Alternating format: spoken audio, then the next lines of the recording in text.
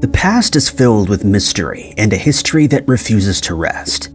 For ages, these enigmas have haunted the catacombs of bygone eras, never to be solved. Number 10. Our journey begins on the A6 Motorway. It's this route that connects Paris to Lyon in France.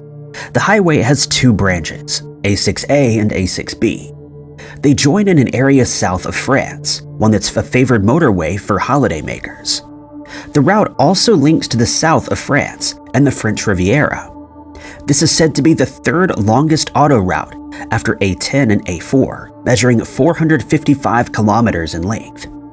Now, fair warning, I'm not French, so these pronunciations are gonna be a bit rough. But Marie-Agnès Cordonnier and François Bruyère, the 22-year-old cousins, marked the first case of what would later become known as disappeared in A6.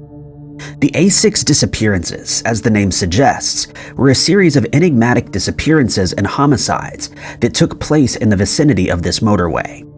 Women of varying ages found their cases linked to this same area, sparking the mystery of the motorway A6. The two women were from Belgium. They decided to make a trip via train to France, where they would practice windsurfing in a nearby lake. On the 20th of August, 1984, Marie, who was finishing up law school, and her cousin Francois, the physiotherapist, arrived at their destination in Mâcon, France. Once there, they made a call to their parents and then to a friend who resided in Charolles. The two hitchhiked from the station to Charolles. A truck driver gave them a ride, and they met up with Andre and then another friend named Patrick Pagani. The two women would stay here for 2 nights. On the 22nd of August, Andre, his son, and Patrick took the two cousins to the vineyards, and later they had lunch. They then headed for the St. Laurent Bridge around 6 that afternoon. It was there that the last picture of Francois and Marie would be taken. There was an idea that the group would be heading to Aix-les-Bains, and they would be planning to return 3 days later. The two women failed to make contact with their parents for a few days, and alarm bells rang. The parents spoke with their children's friend who lived in France, but the friend couldn't find them. Marie and Francois were gone. Police began their investigation and believed that the two were staying over in Mâcon. One investigator also believes that they were unable to find a lift, and it was starting to get late. On the 23rd of August, a grocer claimed that the women had walked into his shop to buy something. 2 car drivers also came forward, one of which told detectives that he'd picked the women up and dropped them off outside of a commune in Bordeaux. The second driver said that he'd picked them up 1 kilometer away from where they'd been dropped off. This driver had left them off at Bassins. It was then discovered that Francois had made contact with the truck driver, but it wasn't him who picked up. It was another man referred to as Mr. X. This man would head to Bassins and wait for the ladies to climb in. When asked about how it went with the two women, Mr. X promptly responded with very, very bad. There was no evidence, though, that tied him to a crime or the disappearance of Marie or Francois. The cousins weren't the only ones to have gone missing in the area of the A6 either, and multiple homicides would also take place there. Unfortunately, the case of Marie-Agnès Cordonnier and François Bruyère would be listed among the dreadful list of women whose disappearances have yet to be solved. Their fate remains unclear, as do the events surrounding this seemingly mysterious motorway. Some believe that these incidents are the work of a homicidal maniac or a serial kidnapper, but the mystery is far from solved.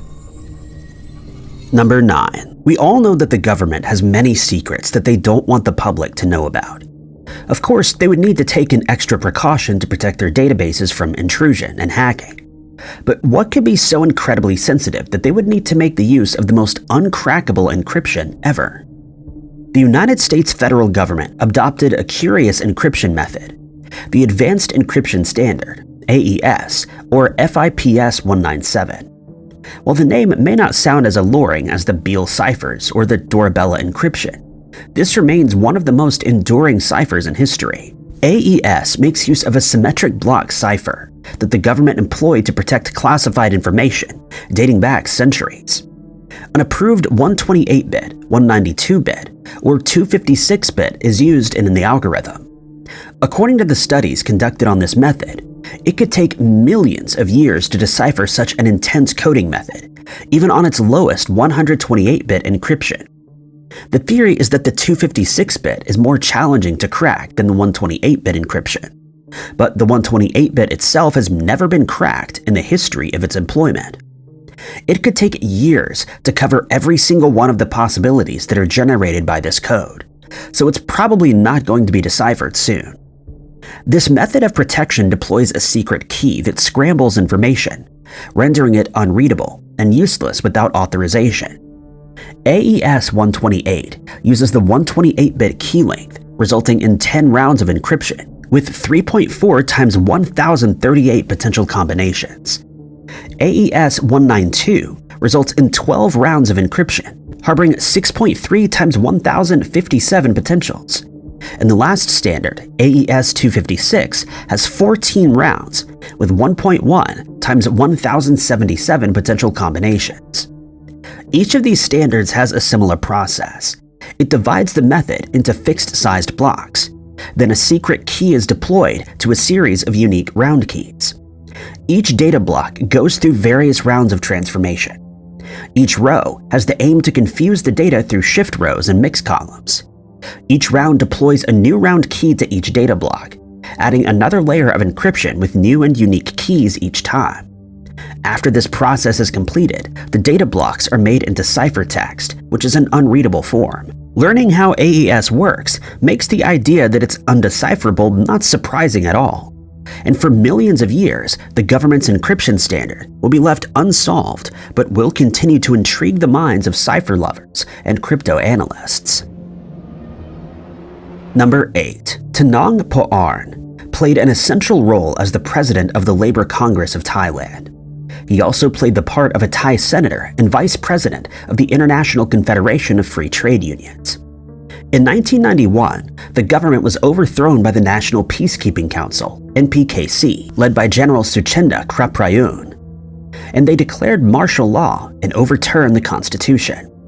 Not long after this, the NPKC abolished labor unions and state enterprises, which ultimately left more than 270,000 union members without any trade union rights. And Tanong was publicly critical of the NPKC and what they had done. It was also this important figure that would enigmatically vanish following threats that he received. His last words to his family detailed that if they did not hear from him in 3 days, then he was arrested, but if it had been over 7, then he likely had met his demise.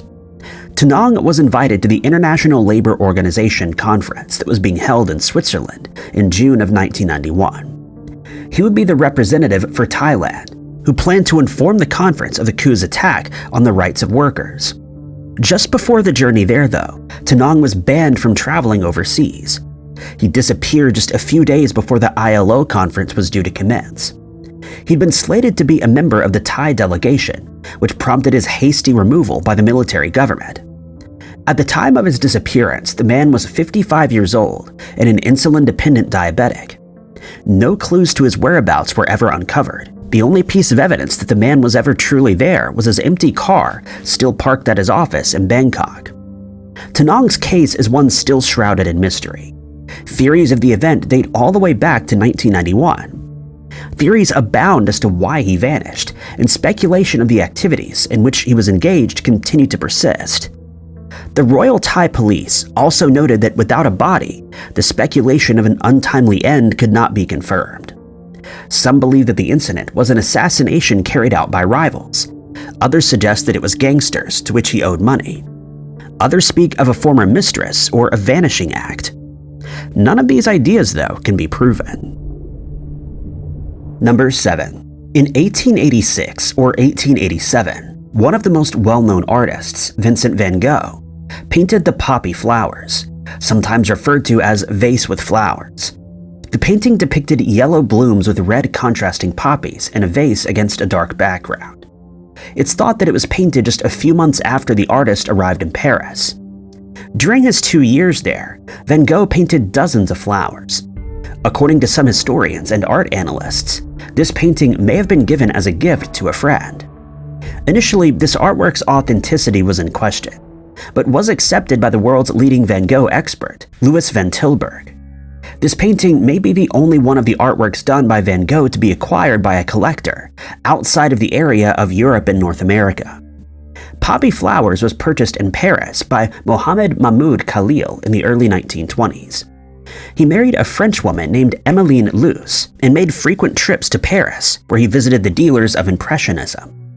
This painting became an attraction at the Mohamed Mahmoud Khalil Museum, located in Cairo, from which it was stolen not once but twice. The first theft occurred on the 4th of June in 1977. And strangely, the Egyptian government has remained incredibly secretive about the event, possibly due to embarrassment. Upon arriving at the museum, staff noticed something out of the ordinary, an empty spot where a prized possession should have been hanging.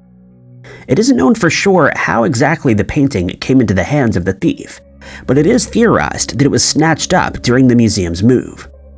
Hints have also been directed at a trio of Egyptian residents being the assailants in this case. The artwork was unfortunately discovered 1 year later in Kuwait, only to be stolen again on the 21st of August in 2010. This time, the act was more interesting. The poppy flowers were cut from their frame in broad daylight. It was taken out of the museum right under the security's noses. This caused distress in the community. This jewel even had its very own room where it was placed alone. Staff soon discovered an empty frame and a missing piece, estimated to be worth $55 million. Alarms were raised and questions about how it was done began to circulate. Farouk Hosni, the Minister of Culture, was quick to act, ordering urgent measures to be taken at all ports to prevent the artwork from leaving the country. Just hours later, news circulated reports of 2 Italian tourists detained at the Cairo National Airport. According to the reports, museum officials documented that the couple had been acting strangely while in the washroom. They also abruptly left the tour group and the museum, an act that raised red flags. Hosni would later make an unfortunate blunder when he announced the discovery of the poppy flowers. He retracted the statement, claiming that he'd received incorrect information. When a connection couldn't be made with the Italian tourists, they were released and authorized to return home. Since this wasn't the first time that the painting was stolen, an investigation into the museum's security had to be done. Upon investigation, it was found that 7 of the 43 security cameras had been operational, and none of the security alarms were active at the time. It was also found that the security guards hadn't made their rounds that day. It was later stated that the likely scenario involved an employee at the museum, but nothing could be confirmed. There was a limited pool of suspects, and since that day, Poppy Flowers has remained missing. Number 6. Where is Helena Anderson? That's the question that has stumped authorities, historians, and the community alike, since Martha Helena Anderson disappeared from Sweden in June of 1992. It was a summer night when the vibrant 22-year-old woman had finished the moving-in celebration and had headed for Stad's Hotel with her sister. The events that followed remain an enduring mystery that continues to haunt the small Swedish town. The case of Helena became a source of speculation. Upon arriving at the hotel, the sister left via a taxi, and the woman was seen around 2 a.m. sitting with 2 men and a friend at the hotel's bar.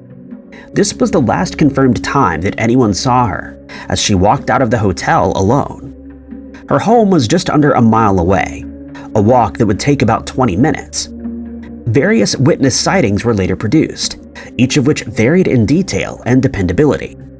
One alleged witness claimed to have seen Helena outside of the hotel, while another spotted both a man and woman on the route to her home.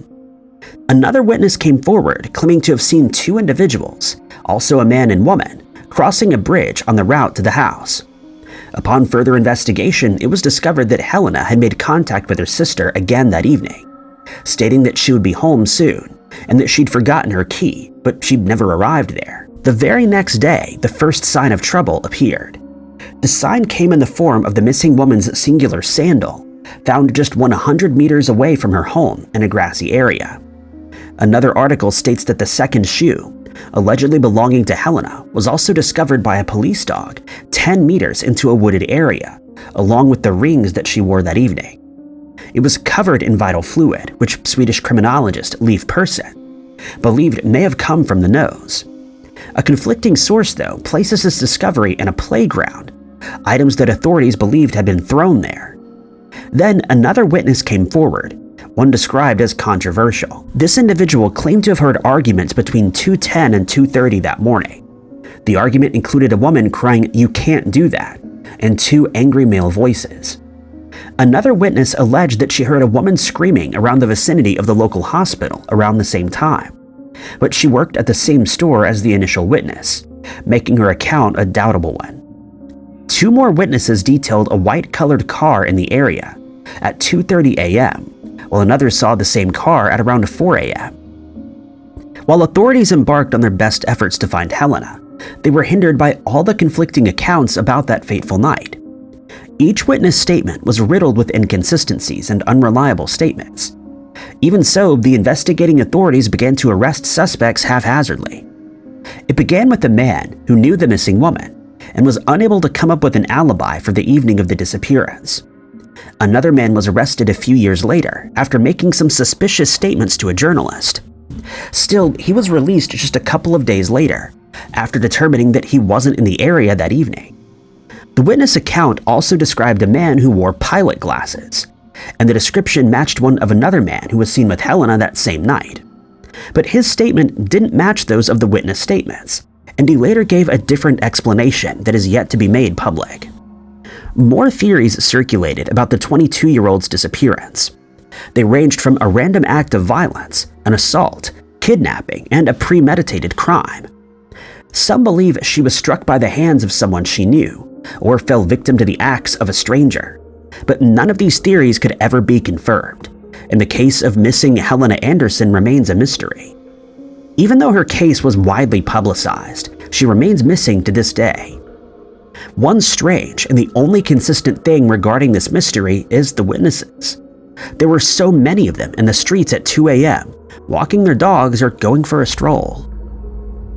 Number 5. The Dora Bella cipher refers to a cryptic letter written by Edward Elgar to Dora Penny. It consists of 87 characters spread across 3 lines and is made up of 24 symbols. Each symbol consists of 1, 2, or 3 semicircles oriented in varying directions. But before we can embark on the journey of this uncrackable cipher, we must meet the man behind it. Sir Edward Elgar of Worcestershire, England, was an English composer. Bold tunes in the form of simulated Renaissance English music characterized his work. He worked briefly in lawyer offices, becoming an excellent violinist, and produced several choral works. In 1904, the composer was knighted, and between 1905 and 1908, he worked as the first professor of music at the University of Birmingham. After his passing, though, Elgar left behind an enduring mystery that began back in 1897, when he sent an encoded message to his lady friend, Dora Penny. Unfortunately, though, Penny was unable to decipher it, and it seems that so did everyone else through the trails of history. In 1937, the unsolved cipher was made public in a memoir 4 years after the composer's passing. It's since defied all efforts to crack it convincingly.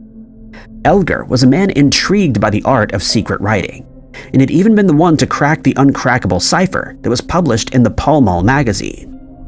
His love for secret writings led to the Enigma variation, most of which musicologists have been able to decrypt, but that one letter has remained a mystery. The code used here makes use of the same cipher that can be found in the composer's notes. These notes have been riddled with puns and purposeful misspellings. The mystery of the Dora Bella cipher is not a question of who done it, how, or why, but rather a question about what it really means. Some guess that it isn't a real message at all, and was meant as a joke that he played upon his friends and the rest of the world, who try their best to figure out what it means. Others suggest that Penny and Elgar shared a private language, and so decryption may only come in the form of backslang, contractions, puns, or abbreviations. It's been theorized that the indecipherable cipher may hold the telling of a secret affair between the two improbable lovers. It could also be a casual letter, or it may be a lot of gibberish. The contents of this enduring cipher have remained a mystery for more than a century, despite the various efforts to solve it. Each attempt at cracking the encryption has met different levels of success. According to some experts in coding methods, it's believed that each squiggle refers to Elgar's initials EE, and that the cipher was created using a substitution method. Challenges that analysts have faced while making their attempts at cracking the doorbell cipher include the lack of cipher text and the possible secret language that the two individuals may have shared.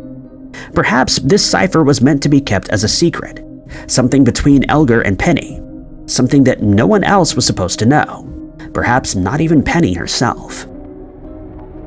Number 4. Not much is known about the cat lady, Joanne Dorothy Lawrence, who disappeared one day in November of 1998.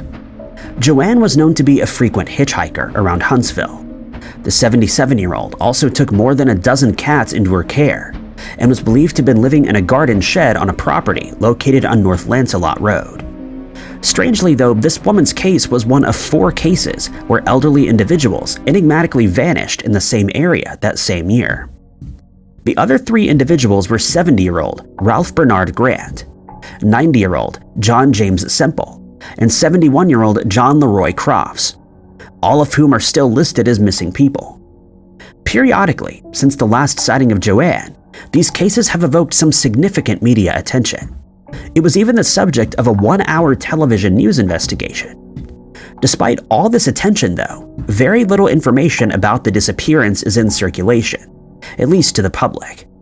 When the isolated woman disappeared, the Ontario Provincial Police were unable to locate her next of kin. Joanne was said to be living a hermetic life and spent most of her pension on cat food, as well as $600 of rent on her 8-by-10-foot garden shed. In an effort to locate the missing cat lady or learn more about her disappearance, the OPP offered a $50,000 reward, but 20 years later, they continued to list the incident as an active missing person case.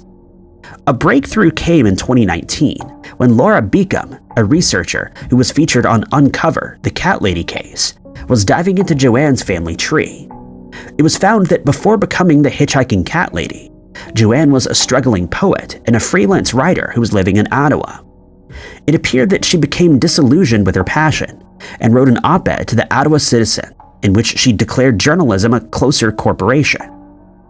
A few years later, the aspiring writer was fired from her advertising job for writing a book instead of working. One family member that Laura was able to find was a first cousin once removed, Sherry Churchill. She had no idea that her cousin had become the focus of a high-profile investigation. The reason for Joanne's isolation, though, was still unclear, but Sherry thinks that a rift over family property may have had something to do with it. A clue was found within a Christmas family newsletter written by a cousin of Sherry's, Diana Hill. In 1996, Hill visited Vancouver with the missing woman's aunts. These aunts had told her that Joanne and her mother, Irene, were unhappy that they had inherited family property. If the property had been bequeathed to Irene, it would have been inherited by Joanne, but this is different from what happened. In the same letter, Diane details that they had yet to hear from the woman since a 1976 postcard with no return address. A few years later, Joanne became the cat lady in Huntsville. Witnesses recalled that the woman arrived in the area in the 1980s, and her name appears on a property deed from 1984. At some point in her life, the tough-as-nails woman started to take in unwanted kittens. In 1994, though, the garden shed that she resided in was burned to the ground. After this, she began moving between boarding houses and the Salvation Army, returning to the woods often to make sure that her cats were all right. But 4 years later, Joanne Lawrence fell off the face of the planet.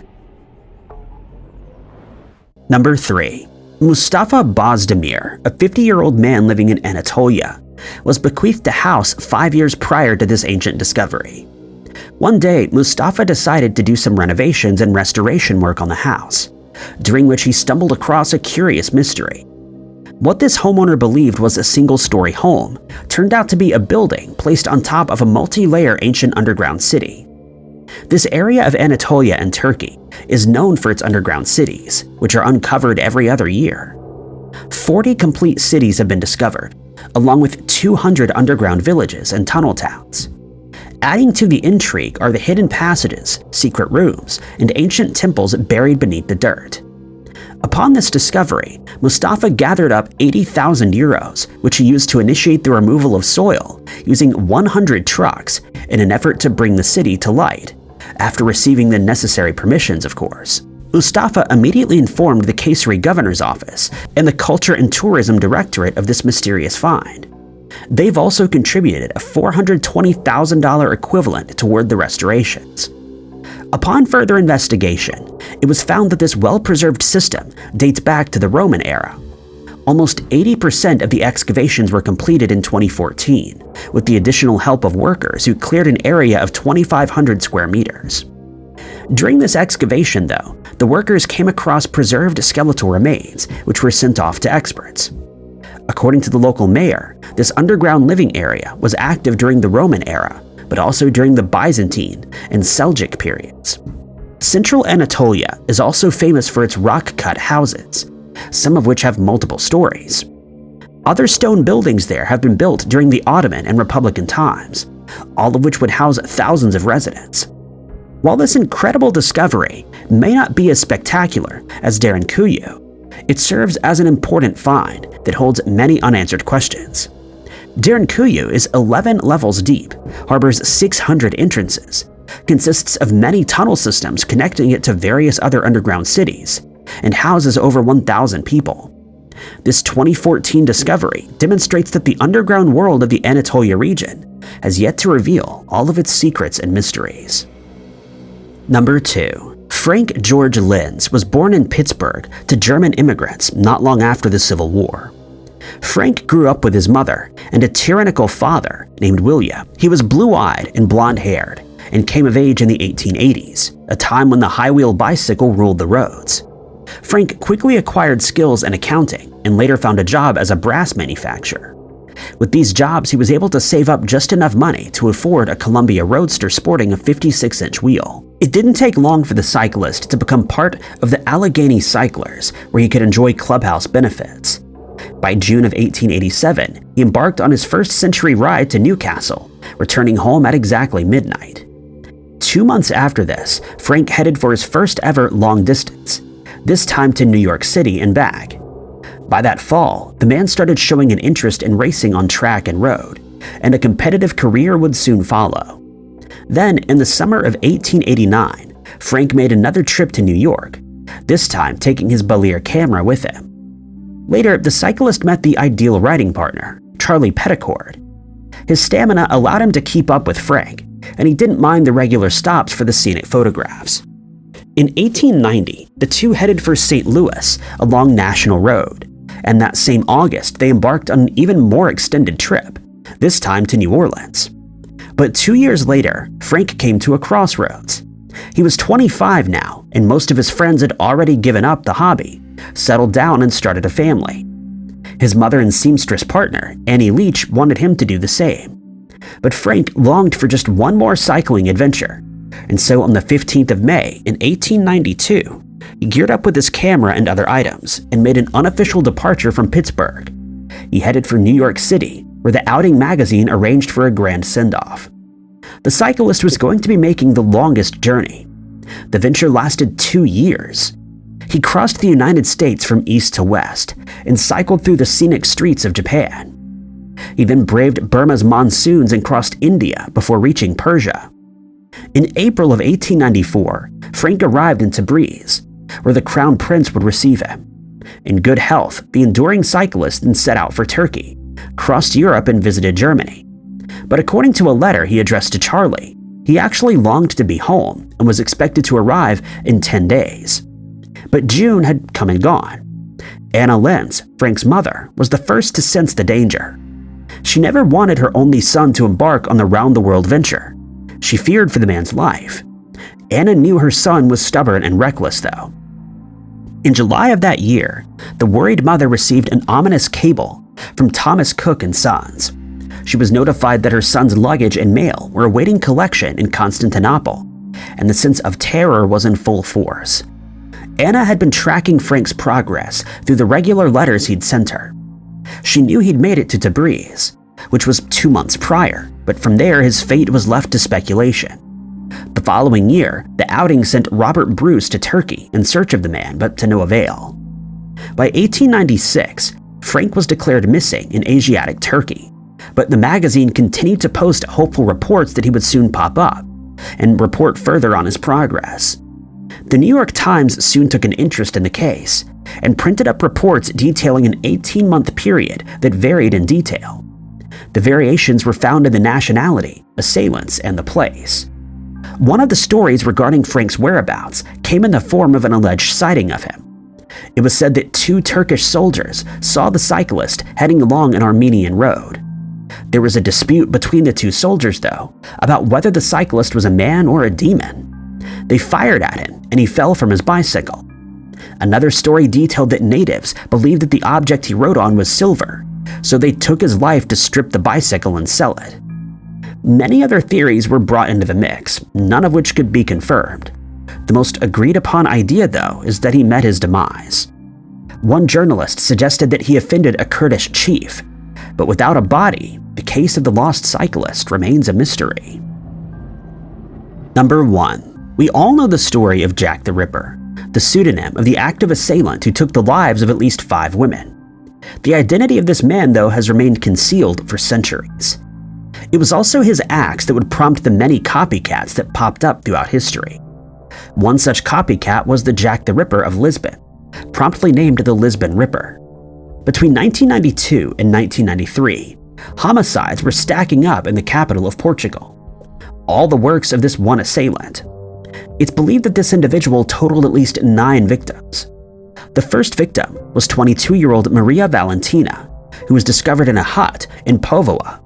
She met a gruesome demise. Following this, a second victim was found, this time 24-year-old Maria Fernanda, who met her end the same way. The next victim was Maria João, a 27-year-old who would meet an ugly fate. What became quite evident very quickly was that this individual was targeting women who were named Maria, specifically younger ones with dark hair, all of which would be fatally wounded in the abdomen, a series of incidents that were reminiscent of the notorious British felon. The Portuguese police launched an investigation, but each crime had little to no evidence. Aside from the victim, there was no trace of bodily fluid, hair, footprints, a fingerprint, or even a glove marking. The police department would then sieve through various suspects, none of whom had enough evidence to tie them to the cases. No arrests were made for any of these homicides, and the identity of the assailant would remain a mystery. Profiling this Ripper placed the person as a male individual. He's believed to have been between the ages of 20 and 40 years old at the time. It suggested that he was either divorced or just single, and that he quite obviously was once engaged in an intimate relationship with a dark-haired woman named Maria. The way in which he would commit these violent acts, using anatomical knowledge, places this Ripper as possibly a surgeon or other medical professional. It was also found that each of these cases was premeditated in nature. This is due to the fact that each victim was discovered in their own home, or a place where they would frequent. This also presents the idea that the Lisbon Ripper was a stalker who watched his victims so intensely that he was able to learn their names. In order to catch the assailant, a circle must be drawn around the suspected area of reach, an area where the perpetrator could easily spot his targets and withdraw quickly. The weapon of choice would have ranged from sickles to scalpels to saws, none of which could be confirmed. Strangely, though, similar events occurred in other countries, suggesting that the Lisbon Ripper didn't keep his violent acts unique to Portugal. Homicides like these have been found in the United States, the Czech Republic, Belgium, and the Netherlands. No evidence as to who the suspect may be has ever been found at the crime scenes. Thank you guys so much for watching. If you liked this video, be sure to hit that like button. Also, don't forget to subscribe and click that notification bell to keep up to date with all of our future uploads. But my name is Ty Knotts, and I'll catch you guys in the next video.